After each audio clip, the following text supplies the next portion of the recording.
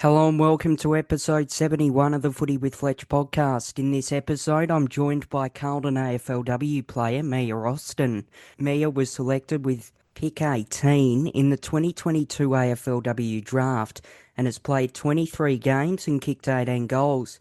Hello Mia, thanks for joining me on the podcast today. How are you doing? Hey Fletch. Yeah, I'm good, thanks. What sports did you sort of play growing up, and then how did you get involved with footy? Well, Dad got me into Auskick pretty early when I was young.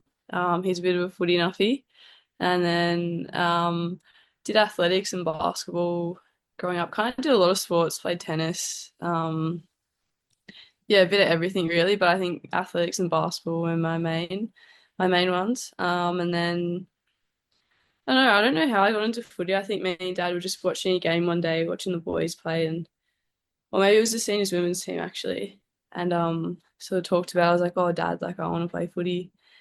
And then I guess the only avenue to footy was playing with the boys. Because I was pretty little and Dad didn't really want me playing with the seniors. Um and then yeah, I guess from there I just played a couple of seasons with the boys, and then girls footy took off a little bit, like 2017 I joined a girls team down at Montrose, and yeah, I sort of played there ever since. And what was it like to play with Montrose? Really good. Like it was so fun. The reason I joined there is because a few of my friends started playing there. So yeah, it was kind of like you just go down, train with your mates. Like it was just really fun. Like fun footy. And then you meet people from other teams and become friends with them. So you'd verse them throughout the year, and it was just yeah, it was nice. Had some pretty good rivalries going on. Yeah. And what do you think were some of the biggest highlights from your footy journey early on? Well, I don't know, like highlights wise, I don't know, I just like enjoyed playing footy. Like I think I just enjoyed playing, being with my friends, and it'd be the best thing. Like you'd finish school and you'd be like, get ready for footy training. It was just the best part of the day. Um, yeah, I don't know, I think I just loved playing. That was about it. And how did joining the Eastern Rangers come about for you?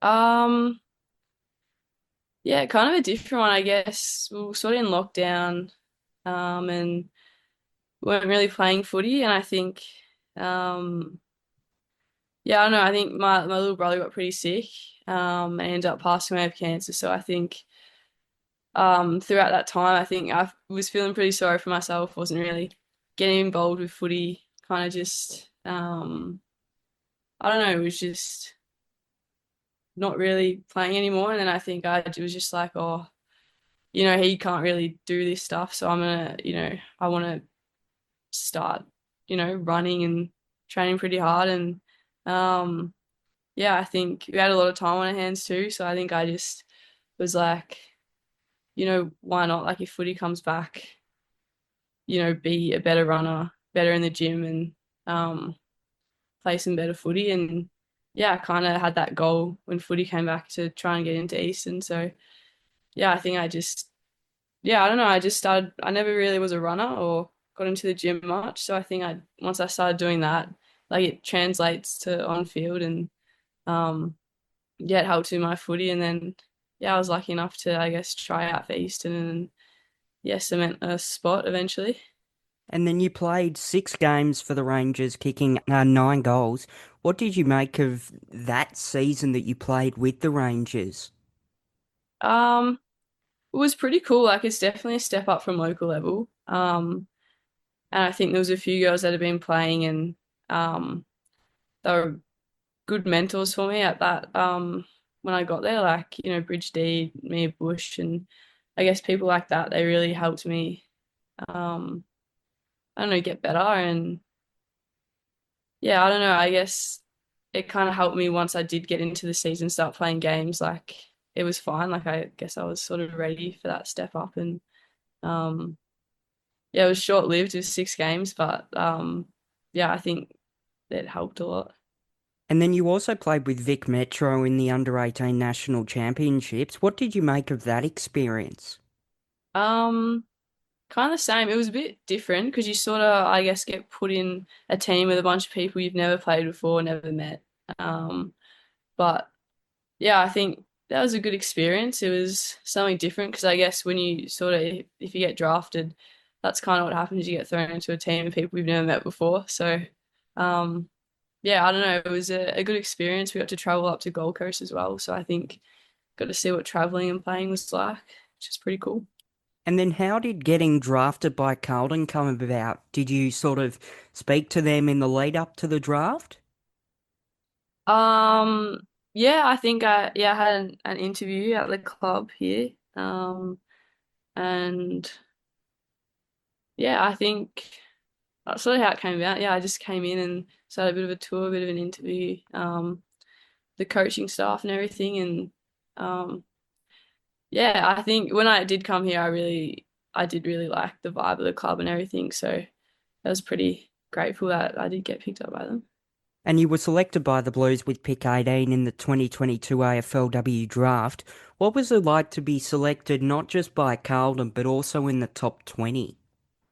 Um, oh, I didn't really expect it to be honest. Like I didn't play too many games. So I think when I did get injured, I was a bit stressed. I was like, oh, I don't know if I've been able to show enough or anything. But yeah, I don't know. I guess a bit shocked getting the call up to go to the draft. Pretty surreal feeling, but yeah, I guess like I said, it was pretty just grateful. Like when I met Carlton, I really liked the vibe of the club. So yeah, when they called me up, I was pretty excited. And then you made your AFLW debut in round one, season 7 against Collingwood. What was it like to play against the arch rival in your debut game? Pretty cool. I guess another pretty surreal moment again. Um, yeah, it's one of those games you always hear about and you want to play in. So yeah, I was pretty grateful that I got the opportunity and it's a very heated game, I would say. Collingwood are very physical. Um, so it was yeah, got a few big hits and I was like, yep. Um, yeah, they're a lot stronger than what you're used to at NAB League and stuff, but it was pretty cool. And you also kicked a goal on debut. What was it like to kick a goal in your first AFLW game as well? Yeah, so cool. Like, could not describe the feeling. It was, um, yeah, I don't know. It kind of all happened pretty fast. Like, watched it go through, and then I guess the team sort of ran to me and jumped all over me, and yeah, I don't know. It's pretty special. Like, it's yeah, one of those things you can't really describe. It's just really cool.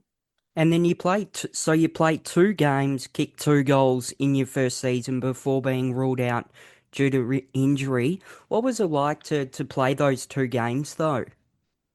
Yeah, it was really cool. Like I'm so fortunate I got to play them because I guess it's a taste and a look at what it's like playing at, that level. Um, so I guess that probably aided a lot in my recovery because I guess I knew what it was like and it wasn't like a sort of in the dark of it. Yeah. So then in September you suffered an ankle injury and then a broken fibula. Those injuries occurred during match simulation at training. How hard were those injuries to sort of deal with and the rehab that would come with that? Yeah, pretty long rehab. I guess, yeah, I don't know. At the start, you don't really know the severity of it. You get the scans back and yeah, I guess I had to have surgery and get some plates and stuff put in. But I think after the surgery was done and I could come back to the club, I think we have such an amazing rehab team and high performance team. So I think coming back, they, yeah, supported me heaps. And obviously, I think going through a major injury, these like ups and downs, like you feel really good and then sometimes you don't feel great. Especially when you're watching the team out there. We have a big window too, looking out to the field. So we're in the gym watching everyone train. It's pretty hard. Um, But yeah, like our rehab team was so great, and we had steps in place to what it would look like and what I had to tick off slowly. But yeah, it was good, and I guess we had a few other girls in long-term rehab, so we kind of just pushed each other and made it a bit of a competition, and yeah, I think that helps a lot too. And then round 8, 2023, you were nominated for the AFLW Rising Star Award. You had 10 disposals, kicked 2 goals, 6 hitouts, 5 tackles, and 3 marks. What did that mean to you to be nominated for the Rising Star Award? Um, yeah, I guess it's pretty special. You put a lot of hard work in the off season and throughout the season, so it's kind of like a nice little reward for effort, type of thing. So yeah, I guess it was just, yeah, reward for effort, I guess. And you were also the leading goal kicker in 2023 for the Blues. What does that mean to you? Um, yeah, that's a great question. Really sure. I mean, I guess it's a cool accolade to have, but I think it kind of shows I guess the connection we had as a group. Like, you can kick the goals, but it's um I think we moved the ball really well and we had good forward connection. Like our forward group was really strong and had good mid forward connection, so it kind of helped me along the way, I guess. Yeah, I don't know. I guess yeah, a reward. Another thing that's kind of like a reward for effort. I worked a lot on my marking, goal kicking early in the year, so yeah, I guess it's pretty cool. And you played every possible game last year, kicking 5 goals. What did you make of your season in 2024? Um, Probably not my best season, I think. Had some good moments, lots to take from it. But yeah, like it's not all bad, but I think it was kind of good because we did try some things last year, didn't work, so it's kind of good to go into this season and have a big off season and like work on the things that didn't go right. Um, so yeah, it's exciting to I guess try some new things and see how it goes this year. And what do we expect to see from the Blues in 2025? Because you mentioned you're going to trial some new things. What can AFLW and footy fans expect to see from the Carlton AFLW side?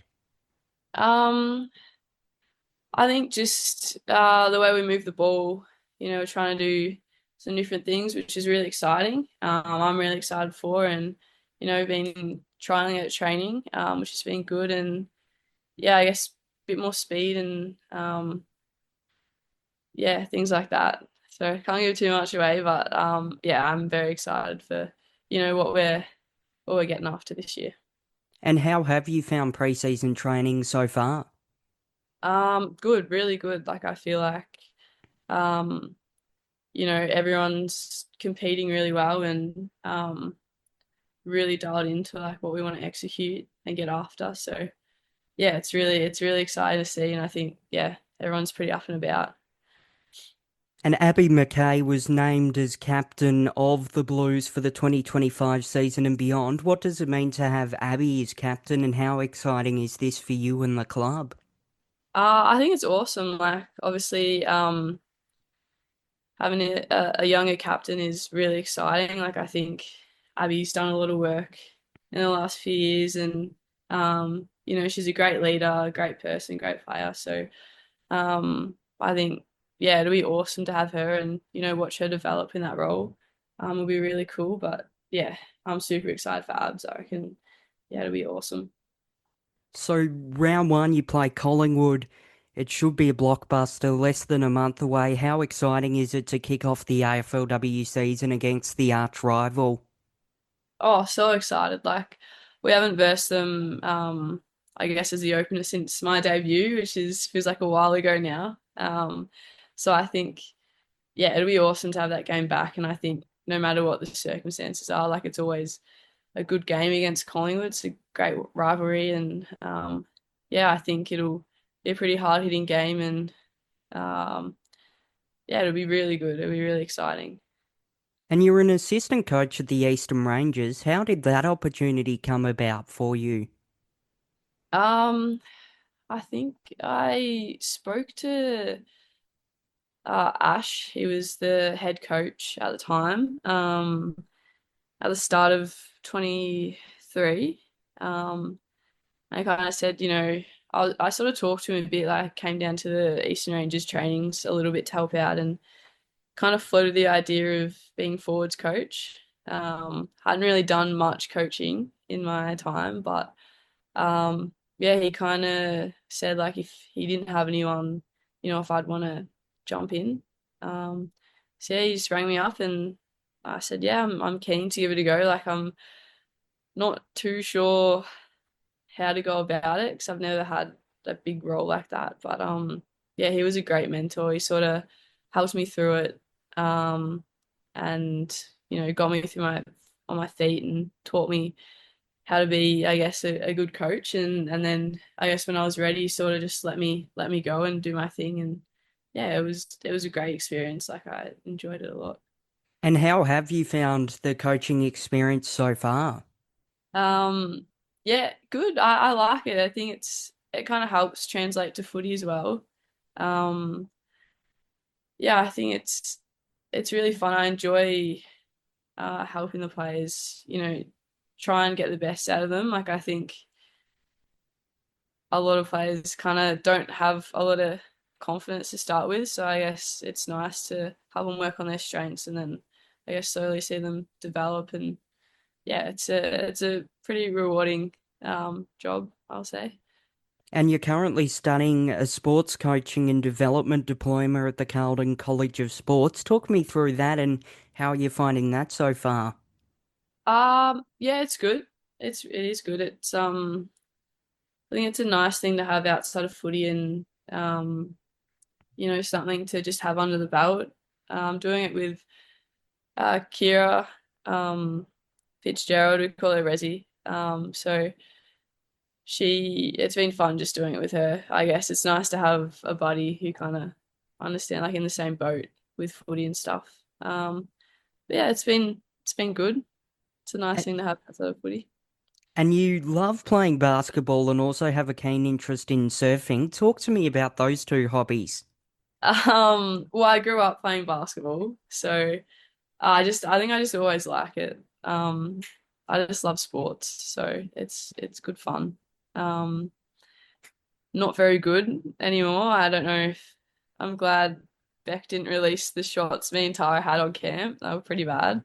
But yeah, I don't know, it's just a good fun and my friends play social basketball, so I guess whenever I'm free I'll put my hand up to sub in and it's just good fun. And then surfing's just like it's just like a fun little hobby. I'm shocking at it. I'm not good at all. But it's just fun. One of my friends has a house in Phillip Island, so sometimes we go down there and we'll stay there and surf. Not very well, but it's just, yeah, I think more of a social thing. Like it's just nice to get out there and I guess be by the beach. So you mentioned Phillip Island. Do you have a favourite beach to go surfing down there? Um, no, not really. I think we kind of just look at what the surf's like and then just find a beach that has good surf. Yeah, we don't really have a go to spot. And then just finally as well, what does your set shot routine look like when you're lining up for a shot on goal? It's changed a little bit throughout the years.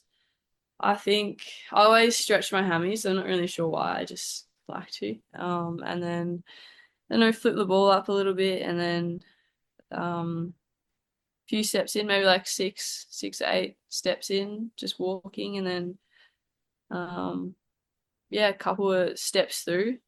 And that's about it. Yeah, just kick through the ball. Well, There's thank you not. so much for your time today, Mia, and all the best of luck for the remainder of pre-season and for the upcoming season. Yeah, no stress at all. Thanks for having me, Fletch.